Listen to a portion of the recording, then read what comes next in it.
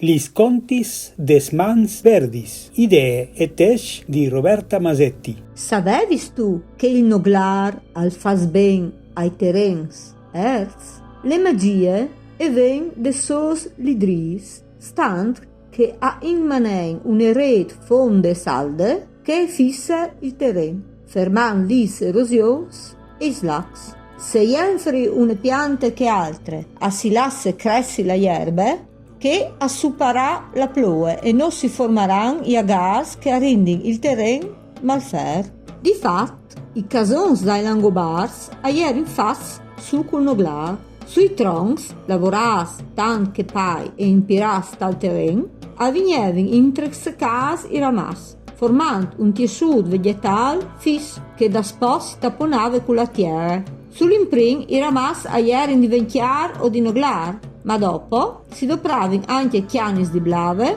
bambù o gli stei di len e breis, gresis. Questi strutturi si accoventavano per famurs intens, ma anche i sofis e i chiamins. Torquis è una parola francese che in edilizia segna une malte di pantan e di stran, che tapone una gridella di len intrestracar. Là che per italiano si fevele dome di graticcio, per fulan si fa differenza da dal fatto che queste stabilidure si le dopre per une pareti, paradane, stramiec, tramegere o per un soffitto, gridic, grisiola. Queste tecniche sono state chiatate in abitazioni di Topolò, Valpicet e Rigulat e avverniata comune di Rane del Royal, in un fogolar viert poiat contro il muro. A Cividat, in tanto da restauro di Palazzo de Nordis dal secolo XVI, è stato chiatato un muro in tortis, con una massa di noglar, che si può sviare di parare un veri. Queste tecniche sono state tornate a chiappare in mano